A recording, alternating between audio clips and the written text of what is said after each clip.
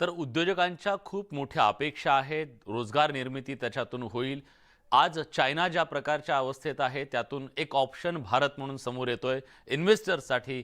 ही बाब त्यांनी सांगितलेली आहे आणि ती कॅप्चर करण्यासाठी आजचा अर्थसंकल्प दिशादर्शक ठरू शकतो असं त्यांनी अपेक्षा व्यक्त केलेली आहे. आपण यानंतर जाणून घेणार आहोत बातम्यांचा वेगवान आढावा, टॉप 18 बातम्या. अनिल परब यांच्या कार्यालयाच्या पाडकामावर झालेली कारवाई झांकी है, मातोश्री 2 बाकी है, त्यावर हातोडा पडेल तेव्हा दिसेल असा इशारा नितेश राणेंनी दिला. पुढची 20 वर्ष नवी मुंबईतल्या जनतेला कोणतीही करवाढ सहन करावी लागणार नाही असं आश्वासन भाजपचे आमदार गणेश नाईक यांनी दिलंय. नवी मुंबईतल्या एका कार्यक्रमात ते बोलत होते. मनसेचे नेते अमित ठाकरे सांगली जिल्हा दौऱ्यावर आहेत. आज इस्लामपूर आणि आष्टा भागात ते असतील. पक्ष बांधणीसाठी गेल्या काही महिन्यांपासून अमित ठाकरे राज्यातल्या विविध भागात दौरा करत आहेत.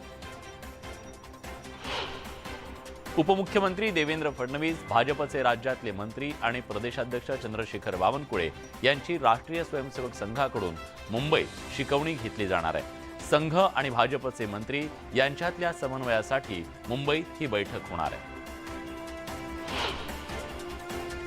पुणे सोलापूर राष्ट्रीय महामार्गावरच्या दौंड तालुक्याच्या वाखरी गावच्या हद्दीमध्ये बस आणि ट्रकचा भीषण अपघात झालाय. या अपघातात बसमधील 4 प्रवाशांचा दुर्दैवी मृत्यू झालाय तर 20हून अधिक प्रवासी गंभीर जखमी झाले. कौटुंबिक कलहातून विवाहित महिलेची 3 वर्षाच्या चिमुकलीसह आत्महत्या समोर आली. नागपूरच्या अंबाझरी तलावात एका 28 वर्षीय विवाहित महिलेनं आपल्या 3 वर्षीय मुलीसोबत उडी घेत आत्महत्या केल्याची धक्कादायक घटना समोर आली आहे. चेन्नई इथं आयोजित बॉल बॅडमिंटन स्पर्धेसाठी गोंडवाना विद्यापीठातर्फे गेलेल्या खेळाडू विद्यार्थिनींसोबत प्रशिक्षक आणि व्यवस्थापकानं मद्यधुंद अवस्थेत गैरवर्तन केल्याचा धक्कादायक प्रकार समोर आलाय. या प्रकरणी पीडित विद्यार्थिनींनी तक्रार दाखल करत कारवाईची मागणी केली आहे. अभिनेत्री राखी सावंतच्या अटकपूर्व जामीन अर्जावर आज हायकोर्टात सुनावणी होणार आहे. शर्लिन चोप्राच्या तक्रारीवरून आंबोली पोलीस ठाण्यामध्ये राखी विरोधात गुन्हा दाखल करण्यात आला होता. कोकण मंडळाच्या विरार बोर्डिंग इथल्या 2048 घरं विक्री विना पडून आहेत.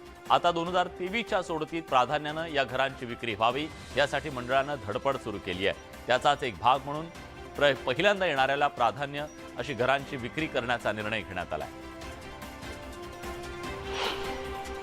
राज्यातील गायींच्या दुधाच्या किमती वाढल्यात. राज्यातल्या खासगी आणि सहकारी दूध संघांची शिखर संघटना असलेल्या महाराष्ट्र राज्य दूध व्यावसायिक संघटनेनं हा निर्णय घेतलाय. गायीच्या प्रति लिटर दूध विक्री दरामध्ये 2 रुपयांनी वाढ होणार आहे. ही दरवाढ आजपासून लागू होणार आहे.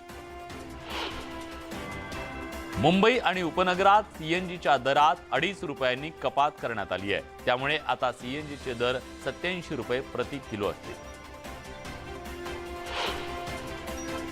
वाशीच्या मुंबई कृषी उत्पन्न बाजार समितीमध्ये कांदा बटाटा घाऊक बाजारात नवीन कांदा दाखल व्हायला सुरुवात झाली असून बाजारात आवक वाढत असल्यानं सर्वच बाजार समित्यांमध्ये कांद्याच्या दरात घसरण झाली आहे. कांदा किमान प्रति किलो 8 ते 14 रुपयांनी विक्री होते. घाटकोपर ते वर्सोवा मेट्रो मार्गावर आजपासून प्रवाशांना 18 जादा फेऱ्यांची भेट मिळणार आहे. या मार्गावरच्या प्रवाशांच्या संख्येत वाढ होतीये, त्यामुळे त्या रेल्वेची संख्या सुद्धा फेऱ्यांची संख्या वाढवण्यात आली. व्हॉट्सअपच्या प्रायव्हेट पॉलिसी विरोधात सुप्रीम कोर्टात याचिका दाखल करण्यात आली आहे. या याचिकेवर आज सुनावणी होणार आहे. युजरची माहिती फेसबुकसह अन्य माध्यमांमध्ये शेअर करण्याविरोधात ही याचिका दाखल करण्यात आली आहे. माथेरानमध्ये घोड्यावरून पडून पर्यटकाचा मृत्यू झाल्यानं पर्यटकांच्या सुरक्षेचा प्रश्न ऐरणीवर आलाय. अशात माथेरानमध्ये घोडेस्वारी करत असाल तर हेल्मेट असेल तरच सवारी करा असं आवाहन नगरपालिका प्रशासनाने केलंय. या समस्येबाबत पोलिसांसोबत लवकरच बैठक घेण्यात येणार असल्याचं त्यांनी स्पष्ट केलंय. अकोल्यातल्या एका कारच्या दुकानाला आग लागल्याची घटना घडली आहे. यात लाखो रुपयांचं नुकसान झालंय. सुदैवानं यात कुठलीही जीवितहानी झाली नाही. मालेगावात चौकशी करण्यासाठी ताब्यात घेतलेल्या संशयित आरोपीनं पोलीस स्थानकाच्या आवारात गळफास घेऊन आत्महत्या केली.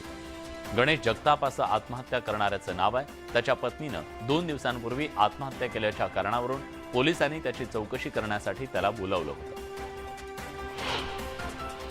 माघी यात्रेच्या निमित्तानं पंढरपूर इथल्या विठ्ठल रुक्मिणी मंदिरावर विद्युत दिव्यांची आकर्षक अशी रोषणाई करण्यात आली आहे. दिव्यांच्या प्रकाशानं मंदिर आणि परिसर अक्षरशः उजळून निघालाय.